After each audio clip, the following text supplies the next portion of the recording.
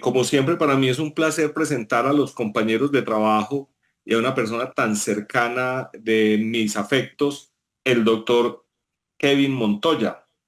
El doctor Kevin Montoya es médico general de la Universidad de Caldas, es cirujano general de la Universidad Surcolombiana, es candidato a doctor en ciencias biomédicas en la Universidad de Caldas, es profesor de pregrado y posgrado de la Universidad de Caldas y de la Universidad de Manizales, es cirujano general del CES Hospital de Caldas y del Hospital Universitario Santa Sofía. Es una de estas jóvenes promesas de la medicina que no solamente tiene un gran bagaje académico, profesional, sino también humanista y que nos ha acompañado tanto como colega de la Academia de Medicina de Caldas con unas charlas muy interesantes que nos ha dado previamente sobre los aztecas y hoy lo dejo abierto para que nos hable de dos magnicidios a propósito de su atención médica. Adelante, doctor Kevin Fernando Montoya Quintero. Doctora Campo Elías, buenas noches. Muchas gracias por su presentación. Me enaltecen sus palabras. Me conformo con saber o con que usted diga que soy su amigo y compañero y colega. Bienvenido. Siempre he sido a esta academia y me ha acogido de la manera más calurosa. Me siento orgulloso de pertenecer a ella y extiendo el saludo a todos los académicos aquí conectados, cotertulios y además personas que han decidido acompañarme en esta charla que he denominado a propósito de la atención médica de dos importantes magnicidios sucedidos en el siglo inmediatamente anterior. Quiero agradecerle enormemente a tres personas el éxito de esta charla. La primera persona a la cual le quiero agradecer y que está aquí conectada con nosotros es al doctor Jorge Hernán Botero Tobón, eh, emérito egresado de la Universidad de Caldas, importante protagonista de esta historia, como ya se los narraré más adelante en las diapositivas, orgulloso graduando en la Universidad de Caldas y actualmente máster en farmacología de la unidad de la FUX Universidad. También quiero agradecerle al doctor Michael Parra, cirujano de trauma, que actualmente labora en Estados Unidos y de quien en el año 2014 escuché por primera vez una presentación excelente a propósito de este tema, y esto no es más que un émulo de su guión original. A él mis respetos y el permiso formal para seguir dictando o enriqueciendo su cátedra inicial, que fue muy similar o muy parecida a la que yo les voy a compartir el día de hoy. Y a la tercera persona que le quiero agradecer por el interés y por impulsarme a dar esta presentación es al doctor Mauricio Calderón, anestesiólogo, quien me contactó con el doctor Jorge Hernán Botero y permitió que enriqueciera aún más este bello tema que desde el punto de vista personal me enriquece, me sigue enriqueciendo y me enriquece y me seguirá enriqueciendo. No siendo más, quiero empezar mi relato. Em, Les quiero dejar dos convenciones para el adecuado entendimiento de esta presentación. La primera es que vamos a hacerlo, voy a compartirles una narración comparativa, una narración en donde voy a estar saltando de una fecha a otra y donde no va a haber ningún escrito. Solo me voy a basar en pictogramas o en fotos que se tomaron en un momento determinado por personas idóneas o no idóneas. He de pedirles a ustedes excusas si la resolución de las fotos no es la adecuada. Traté de que quedaran lo más original posibles. Y también les pido excusas de antemano si tengo algún error en lo que respecta a una fecha o a un momento histórico. Afortunadamente en el auditorio hay personas con conocimiento de fecha, hora y lugar que podrán corregirme al final, y a ellos de antemano si tengo alguna equivocación les pido excusas desde un principio. Estados Unidos, doy comienzo a mi relato. Estados Unidos ha tenido el penoso momento histórico de haber sufrido cuatro importantes magnicidios. a propósito de sus presidentes. Si revisamos en la Real Academia Española de la Lengua la definición del término magnicidio, entonces vamos a encontrar que se refiere al asesinato de una persona importante en política, bien sea por su cargo o por el poder que infringe. Y aquí, en esta primera diapositiva, les estoy compartiendo los presidentes víctimas de magnicidio. El primero, Abraham Lincoln. El segundo, William McKinley. El tercero, del lado izquierdo de la diapositiva, es James Garfield. Y el cuarto, y uno de los protagonistas de nuestra historia, es John Fitzgerald Kennedy. Colombia, hacia la primera mitad del siglo XX, quizás empezando la segunda mitad, había sufrido un golpe de Estado. Antes de ese golpe de Estado tenemos momentos históricos penosos como lo fue la masacre de las bananeras, la masacre de las caucheras, pero sin duda una época traumática, difícil, y que está esgrimida o engramada en la memoria de muchos nosotros, a pesar de que yo para la década del 80, específicamente para el año de 1989, tenía 7 años, pues dejó cicatrices, mucho más en las personas que para la época tenían más conciencia que yo, pero sin duda los que no recordamos esa historia de nuestro país, pues estaremos condenados a repetir. Y les presento, un momento, que no me pasó, y les presento a nuestros dos protagonistas de la historia. Ya les había comentado el primero, presidente Kennedy, y el segundo, el doctor Luis Carlos Galán. Momento histórico, fecha histórica. Empiezo con el presidente Kennedy. 22 de noviembre de 1963, Dallas, Texas. Hora, 11:30 de la mañana. La revista Time ha catalogado que el asesinato de Kennedy es considerado como el asesinato del siglo. Cambio de momento histórico. 18 de agosto de 1989. Soacha, Bogotá. Del doctor Luis Carlos Galán. Eminente candidato a presidente de la República. Probablemente la persona que sin duda iba a ser nuestro presidente para el año de 1990, pero con una cruz a cuestas, ser la persona más amenazada para la época en todo el país, ya que era declarado objetivo militar del cartel de Medellín.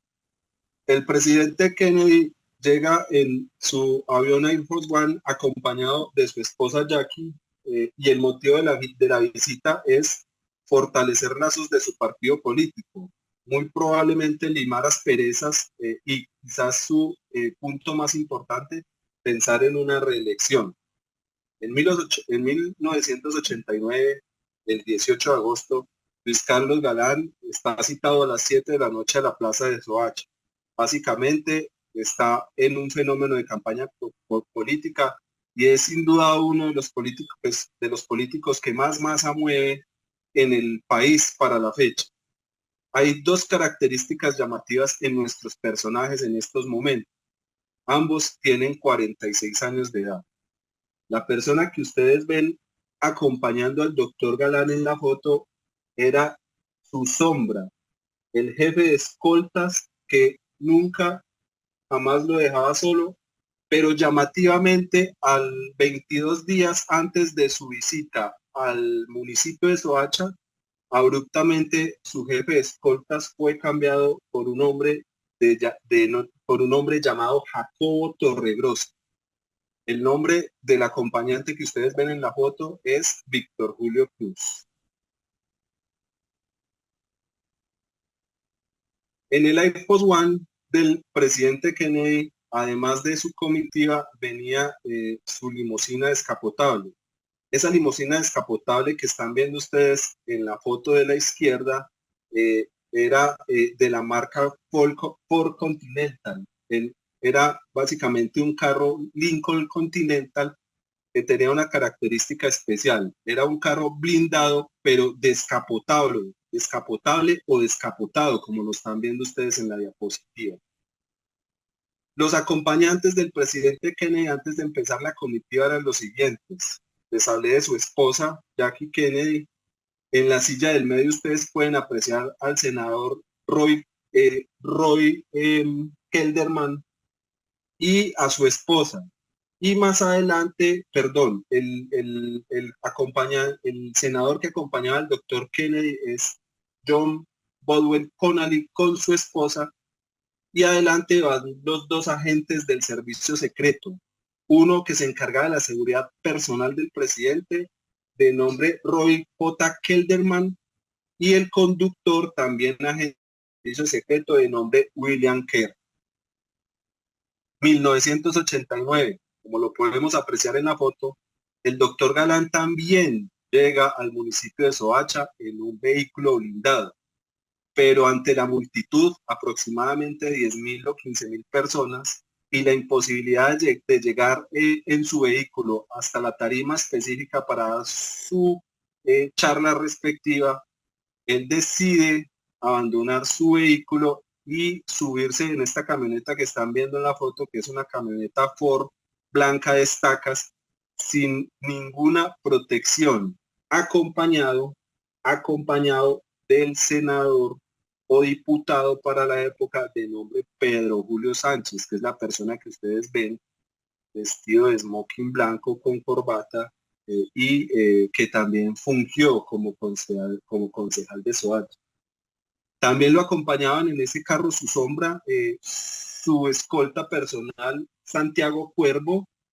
También lo acompañaba el señor Julio César Peñalosa Sánchez, que estaba invitado como maestro de ceremonia a la convención, y otro hombre de nombre Pedronel Angulo, que era su segundo escolta y coequipero del señor Pedro Julio Sánchez. Pero esta secuencia de eventos no hubiera podido ser posible si en el momento específico del evento no hubiese existido un camarógrafo o un aficionado que estuviera precisamente indagando o materializando el hecho en una cámara de video. En la parte izquierda está el camarógrafo de quizás el film más observado en el mundo, durante el siglo pasado, y es el film Zapruder. Les presento al señor Abraham Zapruder. Era un ciudadano estadounidense de origen ruso, que está filmando la comitiva del presidente Kennedy precisamente en la Plaza de él. Además de estarlo firmando, sin esperarlo, en 18 segundos firmó su asesinato. Grabó una película en una cámara de marca Dorland Opening de 9 milímetros y filmó aproximadamente 3 copias. La primera copia la cedió al servicio secreto. La segunda copia la vendió a la revista Lifetime por un precio de $150,000, y la tercera copia la guardó en su casa. Al costado derecho podemos ver al señor Jesús Calderón, camarógrafo para la época del Noticiero Nacional. Era un noticiero importante para la fecha, y camarógrafo personal del doctor Galán y de sus conferencias. Era un muy cercano colaborador. Y Jesús logró identificar con su cámara una característica muy peculiar, y era que varios hombres, me voy a adelantar una diapositiva, varios hombres tienen sombreros aguadeños, y el film, a diferencia del film Zapruder, con la grabación duró aproximadamente 11 minutos.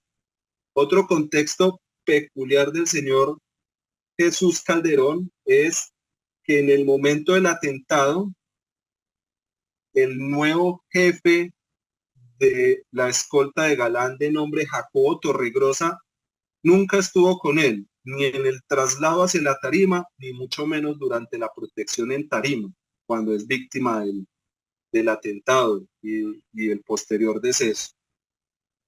A ellos debemos gran parte de la historia inicial y son muchos de los videos que podemos ver no solo en series o precisamente en YouTube, sino en diferentes pósters de libros y hasta películas. De las armas utilizadas para cometer el magnicidio, en el lado izquierdo podemos apreciar el fusil o el rifle Carcano italiano por el que fue asesinado el presidente Kennedy. Ese fusil que estamos observando en la foto, en la diapositiva, fue disparado 3 veces y dejó todo lo que les estoy contando en estos relatos, son relatos basados en la evidencia o en lo que verdaderamente se ha. No parto del hecho de conspiraciones o algo por el estilo. De hecho, no hablaremos de conspiraciones en esta presentación, sino de lo que verdaderamente está objetivizado y escrito en la literatura y en la bibliografía realizada. Les decía que de este rifle Carcano italiano salieron 3 disparos y en él encontraron impresiones digitales del asesino, fibras de algodón de la camisa del asesino y ausencia de este objeto o de esta arma homicida en la casa del asesino. En el lado derecho vemos el arma con la que fue ultimado el doctor Luis Carlos Galán. Es una ametralladora marca Atlanta norteamericana, es calibre 9 milímetros y es capaz de disparar hasta 30 cartuchos por ráfaga con respecto a las armas utilizadas. De los asesinos materiales, en el lado izquierdo vemos a alguien que disparó desde el 6º piso del edificio de textos escolares de Texas. Un patrullero de apellido Baker irrumpe en el edificio de textos escolares de Dallas, y encuentra a un primer hombre de nombre Troy Rulli. Dicho empleado se ofrece llevar a la gente al 2º piso y se encuentran con un hombre que se llama Lee Harvey Oswald. Lee Harvey Oswald es empleado de ese edificio de textos escolares y lo dejan pasar. Como se ve en la foto, Oswald compra el fusil italiano del atentado en la ciudad de Chicago, deja evidencia de que es su propietario. De hecho, esta foto se la toma su propia esposa, y este fusil que ustedes ven acompañando a Lee Harvey Oswald en el momento de las investigaciones no fue encontrado en su casa. El perfil psicológico de Oswald habla de un hombre esquizoide, pasivo-agresivo, quien en el año de 1956 fue infante de marina y se caracterizó solamente por ser un tirador de primera categoría. Oswald intentó suicidarse y en el año de 1963 atentó contra un general del ejército. Todo lo anterior confina o repercute en el hecho de que Lee Harvey Oswald estaba dispuesto a matar. El 17 de febrero de 1989 se da la orden de asesinato de Galán. Se contrató, entre otros, al hombre que ustedes están viendo en la parte derecha de la diapositiva. Su nombre, Jaime Eduardo Rueda Rocha, experto tirador. Este último nunca fue capturado por las autoridades y se supo que fue asesinado o ultimado 3 años después del asesinato de Galán en una riña con la policía. Pero también hubo otro sicario de nombre Jorge Elber Rueda Silva, que es el que les estoy mostrando en esta diapositiva. José Elber Rueda Silva, como lo pueden ver, tiene 2 características peculiares. La primera, lo que les había denunciado anteriormente, llevaba un sombrero aguadeño. Todos los asesinos o sicarios o personas infiltradas o pagadas por el cartel de Medellín para ultimar a Galán se caracterizaron por llevar un sombrero aguadeño. Segundo, era o se denominó como el hombre de la pancarta. Él era el encargado precisamente de, a través de su pancarta, minimizar o evitar que el primer asesino o el primer disparador del doctor Galán, que fue precisamente Jaime Eduardo Rueda Rocha, fuera visualizado tanto por las autoridades presentes en la plaza de Soacha como de los propios escoltas de Galán. Este hombre posteriormente fue capturado un año y medio después y posteriormente fue asesinado en la cárcel.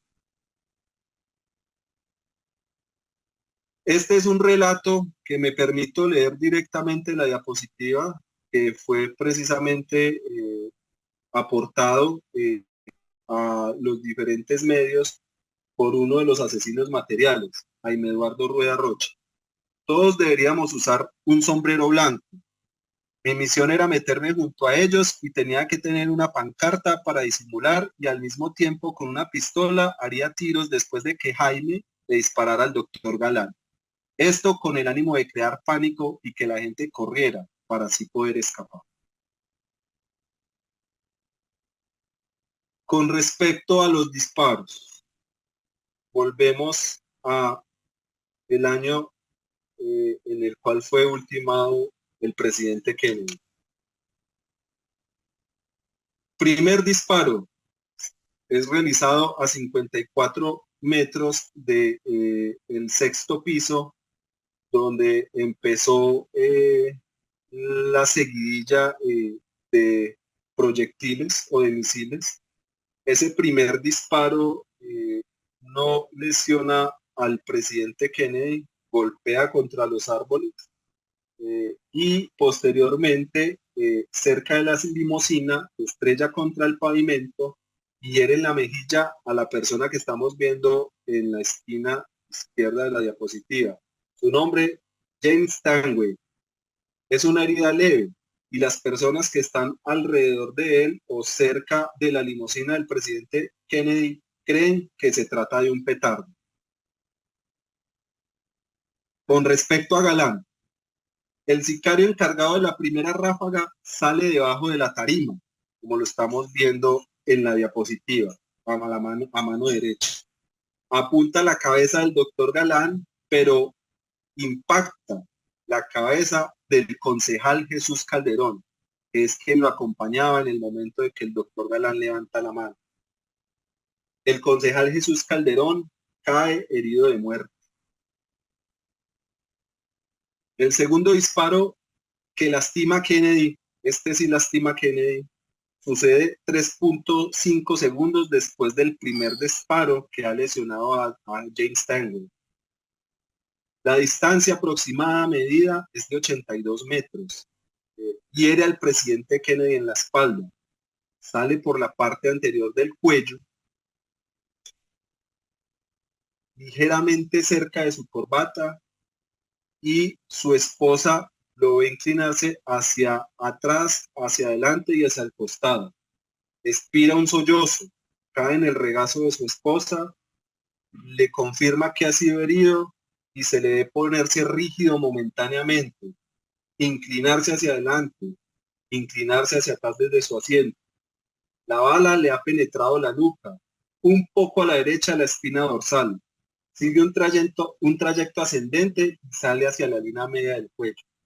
Esa misma bala que hiere al presidente Kennedy traspasa el emitoras derecho del senador que lo está acompañando en la silla delantera y se queda incrustada en la muñeca izquierda, básicamente en el radio izquierdo del senador.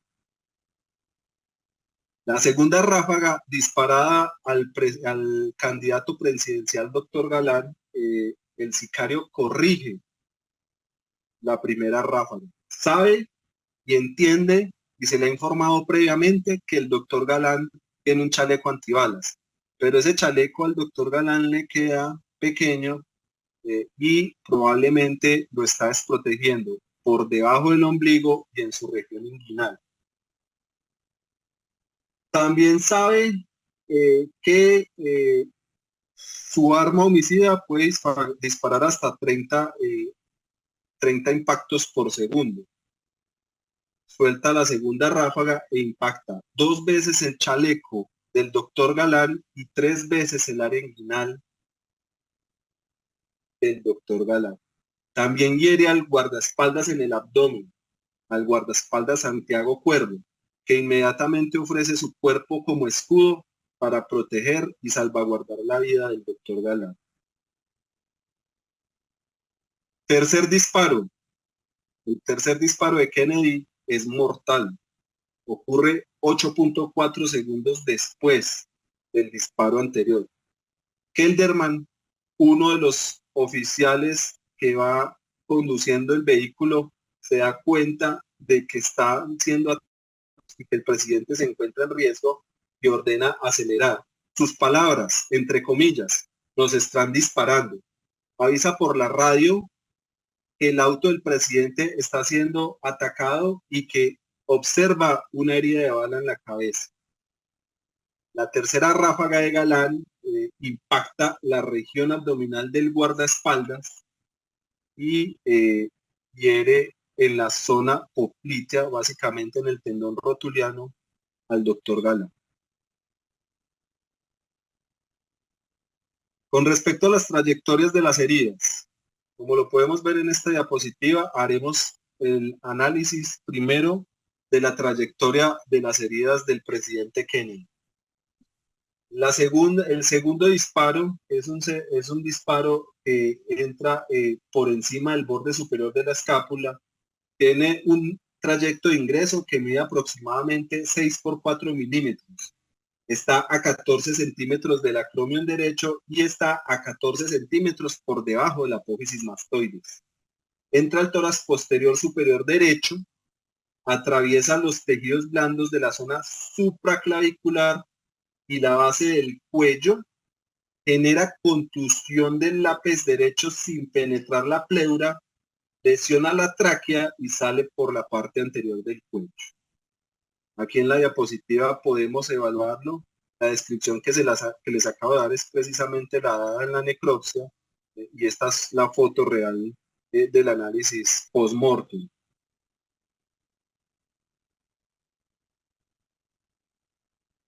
La tercera herida que lastima al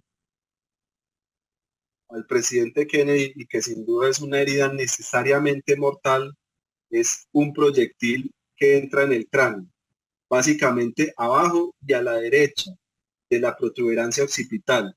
Es un orificio de entrada pequeño, mide aproximadamente 6 milímetros de ancho. Ese proyectil atraviesa la cabeza en una dirección posterior y anterior y deposita partículas óseas en el cerebro. Parte de ese proyectil sale por el hueso temporal y por el hueso parietal derecho. Arrastra consigo cerebro, cráneo y cuero cabelludo, y ocasiona un orificio de salida de aproximadamente 13 centímetros. La bala lacera el hemisferio derecho y 2/3 del cerebro fueron destruidos. Con respecto a las heridas de Galán, 4 orificios de entrada fueron identificados en el cuerpo de Galán, aunque esto es susceptible de corregirse según el relato original que en un momento y más adelante les voy a compartir. El primer disparo fractura el fémur izquierdo, como lo están viendo en la diapositiva del lado izquierdo. Lesiona tejidos blandos del muslo izquierdo y se aloja en el glúteo izquierdo. La segunda bala lastima el flanco izquierdo y sus tejidos blandos. Y el tercer impacto, sin duda, es el más grave, porque perfora la arteria ilíaca primitiva del colon derecho.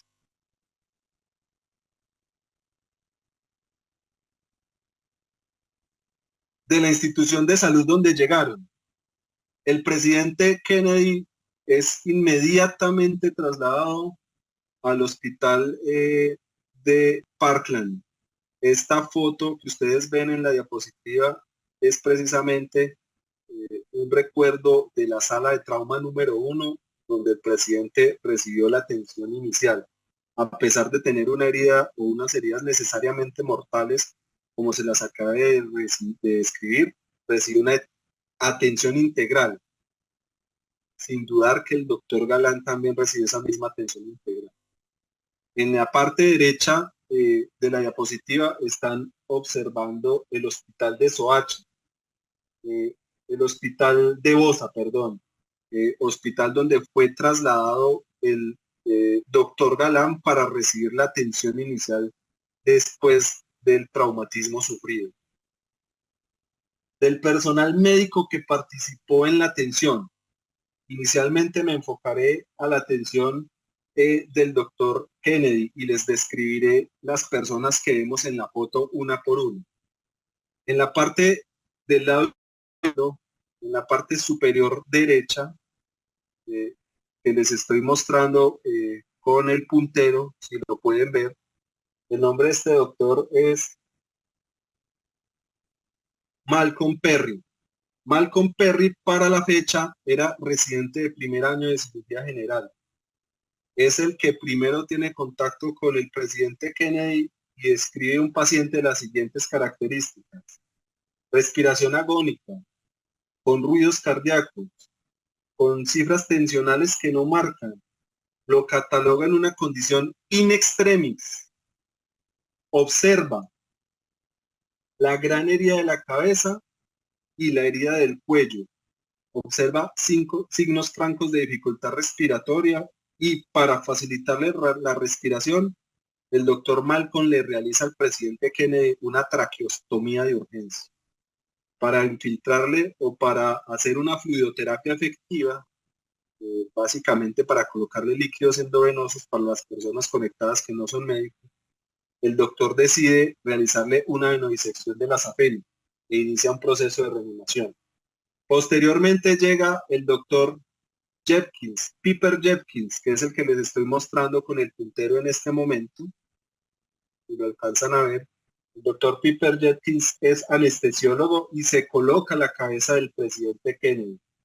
Y posteriormente llega el doctor Baxter, que es el jefe de anestesiología para la época del hospital de Parkland. Ambos inician un proceso de reanimación cardiocerebropulmonar avanzada. Si para la época podemos hablar de protocolos de reanimación cardiocerebropulmonar avanzada, por lo menos en la literatura revisada está escrito como se los estoy comentando.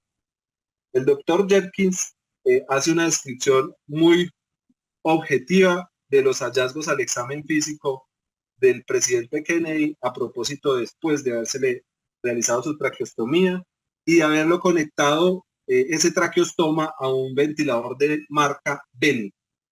La descripción es la siguiente: sus pupilas se dilataban, su piel se tornaba azul,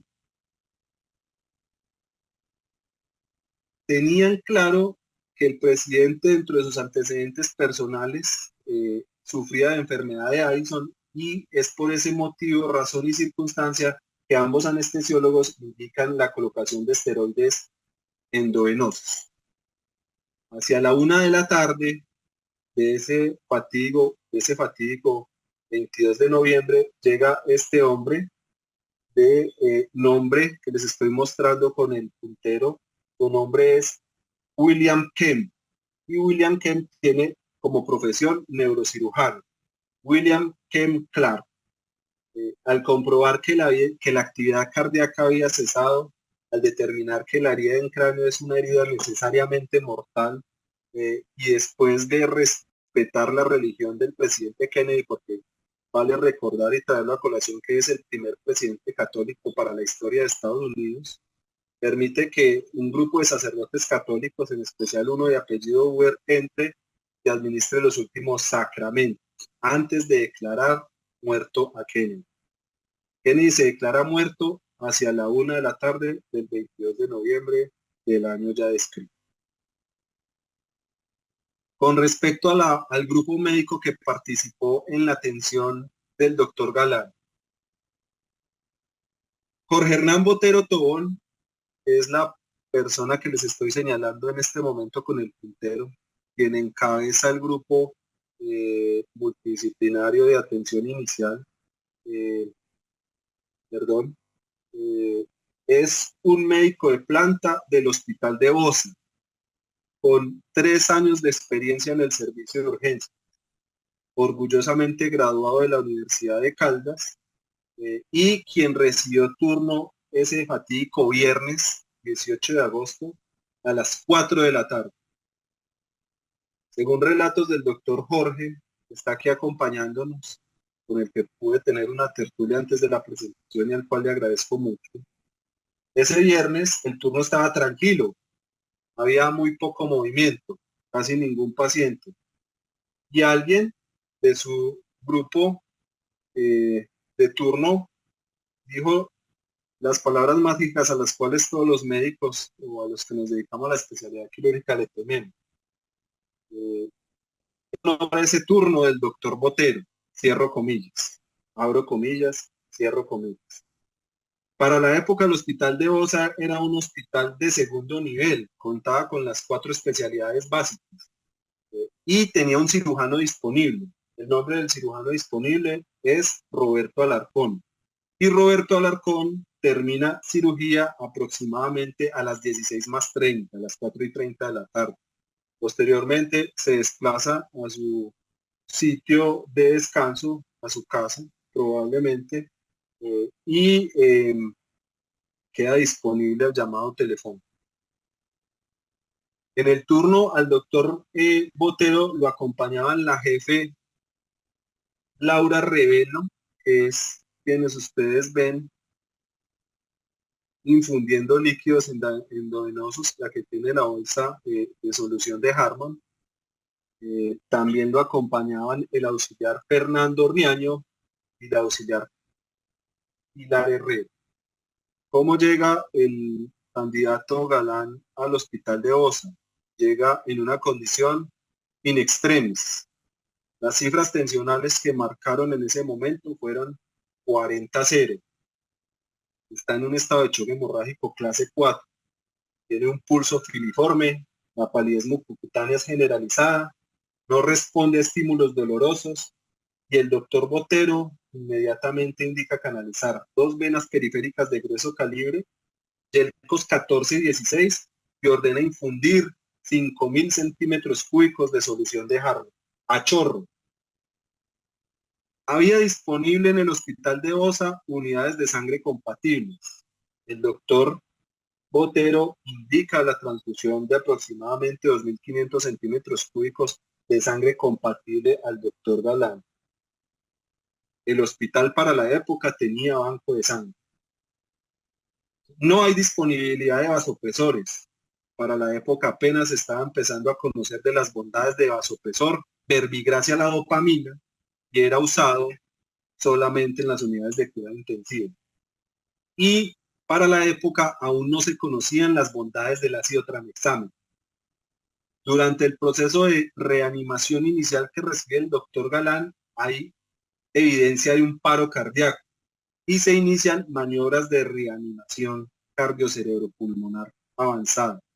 Para la época, el doctor Botero me cuenta que no estaba un protocolizado lo que nosotros ahora denominamos los algoritmos de la AHA-ACC o de la American Heart Association o de la Asociación Colombiana del Corazón Americano, perdón, la Asociación Americana del Corazón, ni tenía protocolizado el ciclo 353 o 343. ¿Qué se le administró al doctor Galán? Atropina, bicarbonato de sodio, gluconato de calcio, adrenalina y oxígeno al 100%. Con esas maniobras, el doctor Botero logra un ritmo desfibrilable, fibrilación ventricular, pero llamativamente en su servicio de urgencias no estaba disponible el desfibrilador. El hospital contaba con desfibrilador, pero estaba bajo llave en una vitrina de vidrio.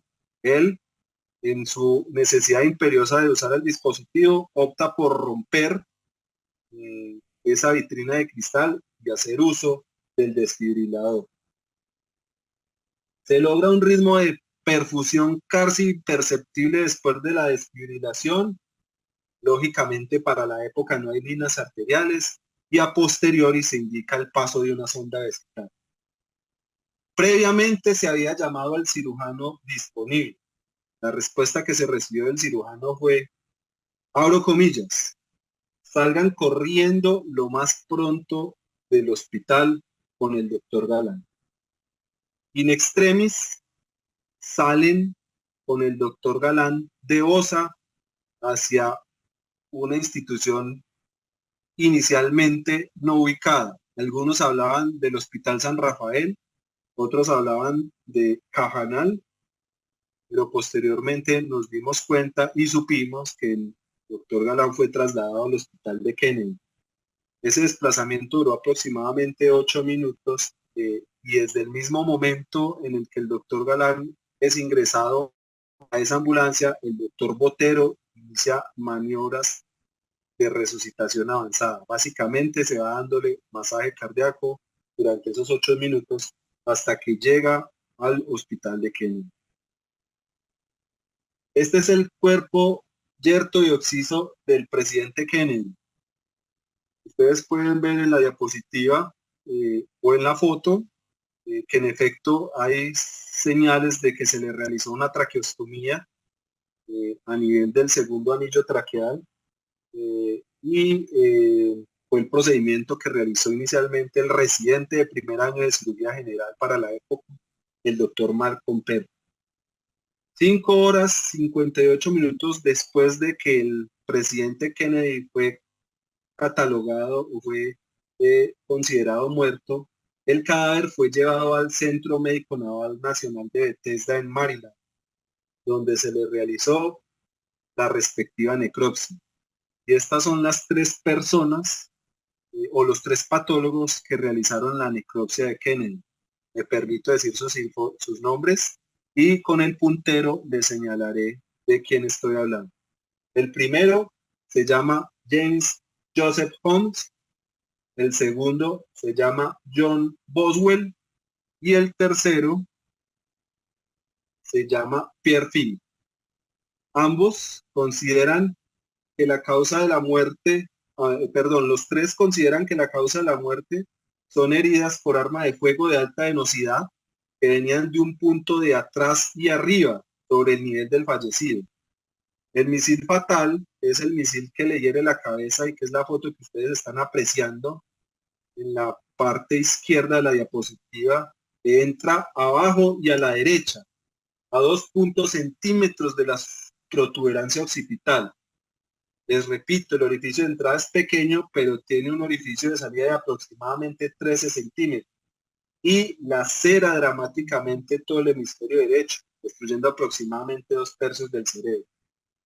El otro misil ya lo he escrito y otra de las situaciones llamativas de la necropsia de Kennedy es que encontraron las glándulas suprarrenales atróficas con infiltrado inflamatorio leucocitario, confirmando la enfermedad que padecía el presidente, la enfermedad de Addison.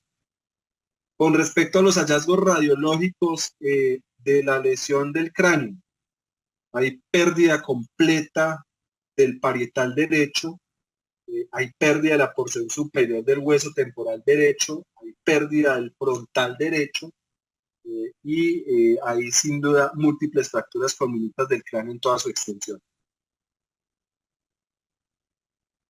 Galán es trasladado al hospital de Kennedy.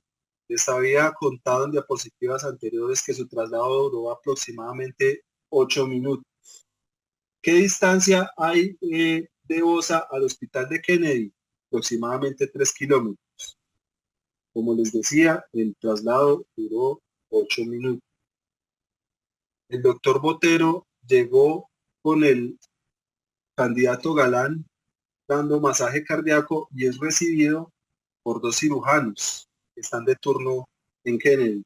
El primero y el que ustedes ven en la diapositiva a mano derecha es el doctor Alberto Roa, cirujano general. Y el segundo cirujano participante es un cirujano vascular de nombre Osvaldo Ceballos. El doctor Alberto Roa, al ver la condición in extremis, pero una pequeña reacción pupilar, a pesar de que no hay signos vitales, pero sí una pequeña reacción pupilar, vuelve y dictamina la condición in extremis e indica una toracotomía anterolateral izquierda, como lo están viendo en la diapositiva eh, o en la foto del lado izquierdo. En esa toracotomía anterolateral izquierda, el doctor Roa clampea la aorta, precisamente por el estado de choque hemorrágico profundo, y posteriormente hace una laparotomía supra e intraumbilical. En esa laparotomía supra e intraumbilical encuentra los siguientes hallazgos. Uno, un hemoperitoneo de 4.000 centímetros cúbicos.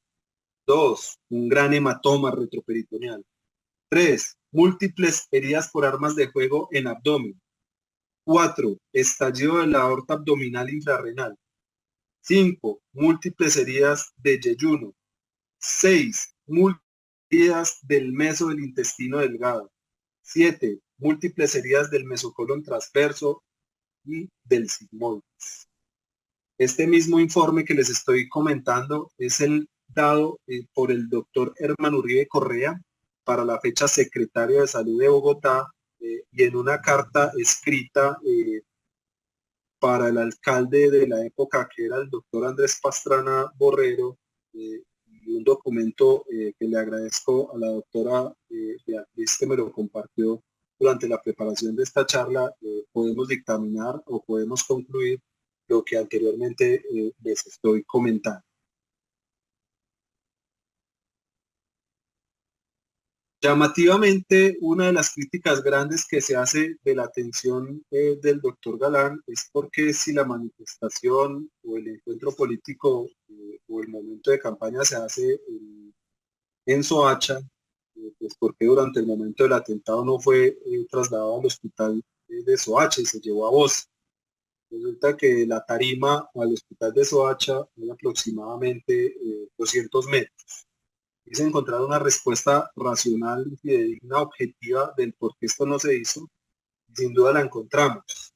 El hospital de Soacha, para la época, no sé si para la actualidad se llama, Mario, se llamaba, no sé si me equivoco, se llamaba o se llama Mario Gaitán Yangua, y para la fecha en la cual el doctor Galán visitó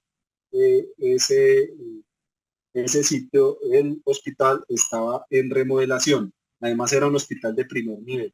La distancia que hay desde el sitio donde fue herido el doctor Galán hasta el hospital de Osa es de aproximadamente 5 kilómetros.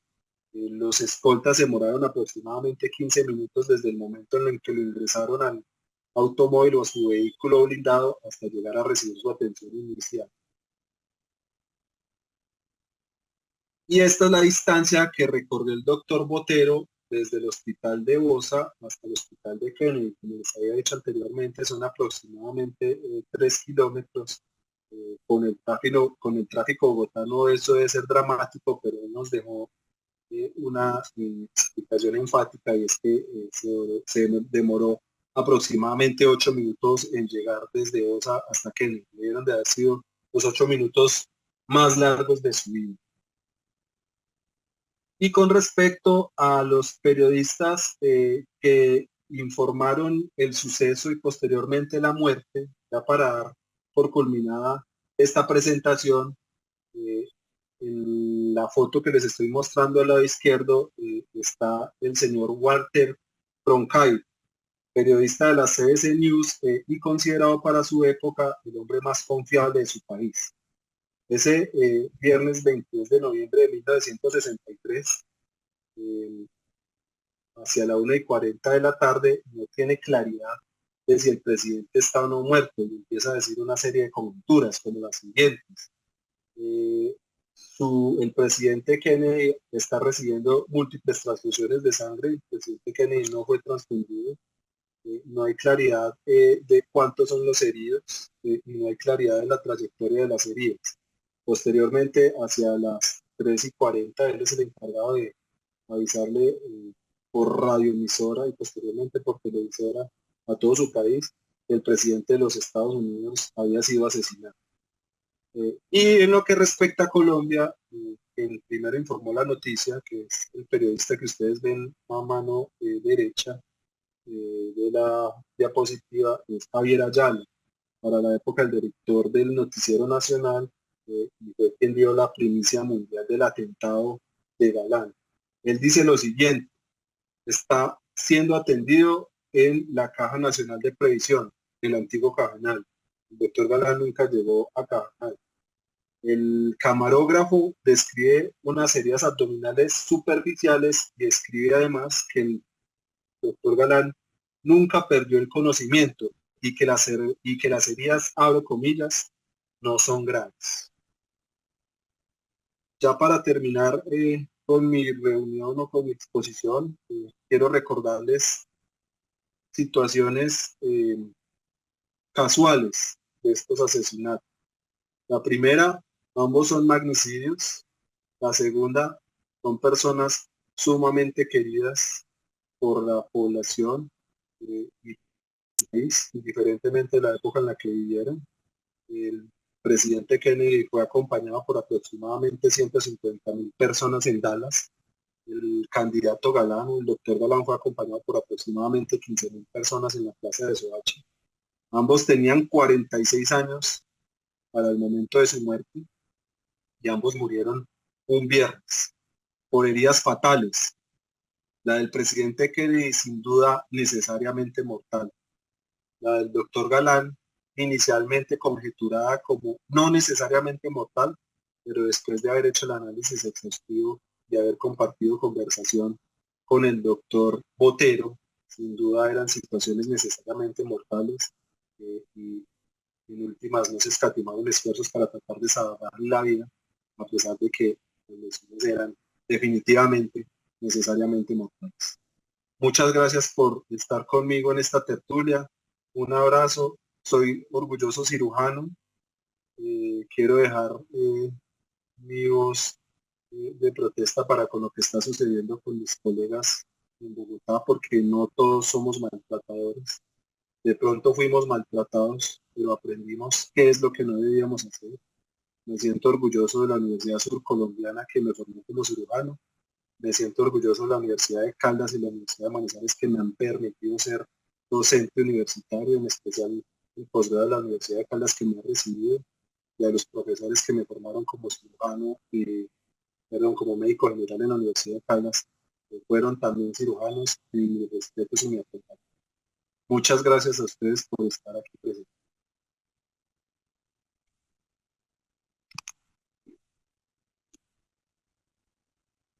Muchas gracias, doctor Kevin. Ahorita estamos esperando el comentario del doctor Mauricio Calderón, que nos va a hacer el comentario desde el punto de vista de anestesiología y reanimación. Permítame, doctor, olvidé una cosa muy importante.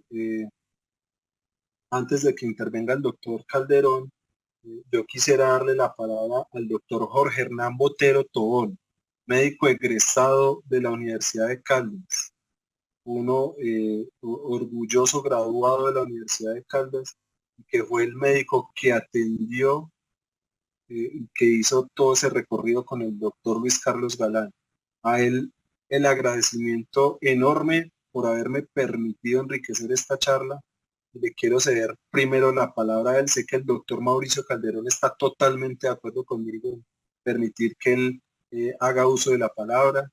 Bienvenido, doctor, y sus hijas se deben sentir muy orgullosas del papá que tiene.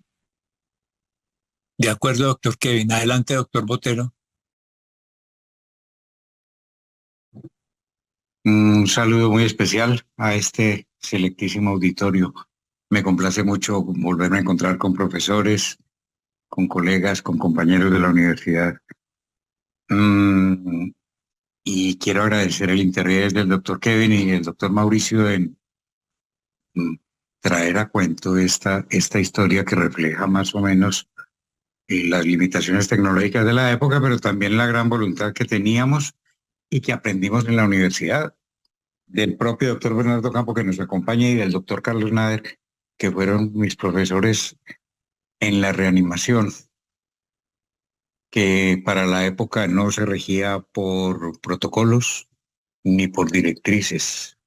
estos profesores hicieron una labor importantísima con nosotros, como fue condensar todos los procedimientos que debían acompañar a la reanimación, desde la reanimación mediante el uso de líquidos endovenosos y el empleo de sustancias cardioactivas, la adrenalina, la atropina, y que fue con los recursos con que atendimos al doctor Galán. El evento en sí, desde el punto de vista profesional, representa un reto casi superior a mí en el momento en que identifico quién es el paciente que tengo al frente. Y existe la tentación de decir, tiene heridas muy graves, al parecer necesariamente mortales, y lo declaro muerto. Pero también surge el momento inspirador, digo yo, en el que uno dice, bueno, pero si hay cosas para hacer, hagámoslas. Que si el desenlace es fatal, suceda a pesar de los esfuerzos que se realizan y de que se pone a disposición del paciente todos los recursos con que se cuenta. Y creo que eso fue lo que realizamos. Para mi vida personal es un evento afectivamente muy traumático. Yo estuve con el doctor Galán desde el lanzamiento de la primera candidatura presidencial que se hizo en Salamina, con empanadas de una tía abuela mía en el Hotel Sanguitama. Y de ahí en adelante, en las 2, 3 campañas posteriores, 2 tempranamente abortadas y esta que teníamos la sensación de que iba a ser la definitiva, en que el doctor Galán iba a llegar a la presidencia. Haberlo conocido de cerca me conectó con un personaje excepcional, un político humanista, un político interesado en la justicia social y un político con una visión muy acertada del manejo de la economía nacional, que yo pensaba que iba a ser un gran presidente. Posterior a esto viene una avalancha mediática, hubo que torear la lengua maliciosa de los grandes periodistas que no son muy distintos de los actuales, fabricando versiones, buscando quien se las corrobore. Fue el trabajo difícil después de este evento, más difícil aún en el estado afectivo en que uno queda después del suceso. Pero para mi vida profesional, pues es junto a una atención marginal que brindé cuando el atentado al doctor Ernesto Samper Pizano, los hitos de mi atención clínica a personajes de importancia nacional. Yo agradezco a la vida que haber tenido esas oportunidades. Mucha gente todavía me saluda. Ay, usted fue el médico que atendió adelante. Sí, señor, yo fui el médico que atendió adelante. Tiempo después, estamos hablando de 40 años después. Y quiero agradecer mucho la invitación a esta conferencia. Aprecio mucho el gesto del doctor Mauricio Calderón, mi compañero de la facultad durante toda la carrera, y del doctor Kevin, conocido a través del doctor Mauricio. Espero que este sea el comienzo de una cercanía y una amistad que dure mucho tiempo. Me parece el doctor Kevin un gran profesional, un orgullo para nuestra facultad que esté participando de las actividades docentes en este momento. Y a la Academia de Medicina de Caldas, la felicito por la realización de esta clase de eventos. Había asistido solamente a 2 o 3 conferencias de las que me enteré y las disfruté mucho. Voy a tratar de estar más cerca y de seguir este ciclo académico que me parece tan interesante. Un saludo al doctor Bernardo Campo, al doctor Hernando García, mi profesor de ortopedia, al doctor Campo Elías, con quien compartimos mucho de la radiología en el trabajo clínico día a día durante mi ejercicio de la profesión en Manizales durante 10 años, y a compañeros que encuentro por aquí de nuevo después de mucho tiempo. Los llevo en mi corazón y siempre me llevo el mejor recuerdo de ellos, con quienes tuve contacto y trabajé en unas condiciones muy gratas. Un saludo para todos y gracias por su atención.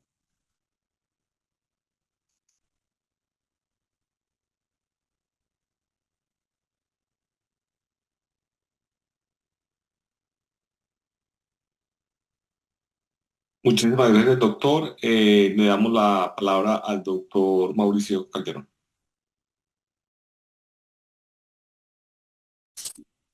Sí, hola.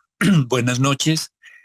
Muchas gracias al doctor Kevin por su magnífica charla, una charla pues que ha enriquecido con el tiempo, con nueva información, con la participación de nuevos actores. Cuando yo vi esta charla la primera vez en una tertulia que tenemos con el doctor Kevin, reconocí a mi compañero el doctor José Hernán Botero, que contactamos, que muy amablemente está participando de este encuentro. Yo quiero contextualizar un poquito el año de 1989, la reanimación. Yo estaba recién egresado del posgrado de anestesia en la Universidad de Caldas y, como dice muy bien el doctor José Hernán Botero, de la mano del doctor Bernardo Campo habíamos aprendido la reanimación que se hacía el estándar de la época. Realmente la reanimación del trauma se ha nutrido mucho de los conocimientos de los conflictos bélicos. En la Primera Guerra Mundial empezaron a usar coloides. En la Segunda Guerra Mundial los británicos empezaron la transfusión de componentes sanguíneos. En Vietnam estaba la doctrina del doctor Chaires, que duró por ahí 50 años, y la reanimación con líquidos era muy agresiva. Por eso los que sobrevivían hacían lo que en ese momento se llamó pulmón de shock o pulmón de Da Nang, la aldea donde llevaban los soldados después de la reanimación inicial. Y realmente esto solamente empezó a cambiar a mitad de los 90 con un trabajo muy importante que hizo el doctor Bickel, creo que en Dallas, donde él confrontó ese esquema de reanimación agresiva con líquidos. Hasta esa época era lo que todos hacíamos.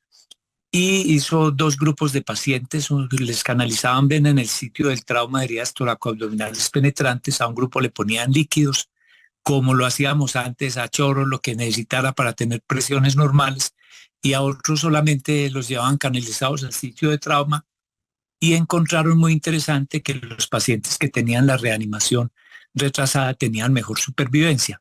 Esto pues no, la comunidad científica no lo acogió inmediatamente, se demoró para salir en los protocolos de la atención del trauma. Años después ya pusieron, hagamos reanimación retrasada, no pongamos tantos líquidos, tengamos unas metas de presión sistólica de 90, 80, 90 y esperemos hasta el control vascular para hacer la reanimación completa. Pero en el año de 1989, pues apenas estábamos empezando a utilizar Intracas para los accesos venosos. Canalizábamos todavía algunas veces las venas con agujas metálicas que sacábamos de una cubeta donde estaban hervidas. Había desfibriladores, 1 o 2 en los hospitales. Y en otros, en el quirófano del Hospital de Caldas, teníamos un desfibrilador sin monitor. Uno tenía que hacer la conjetura de que tenía un ritmo desfibrilable y aplicar las paletas y ver el resultado.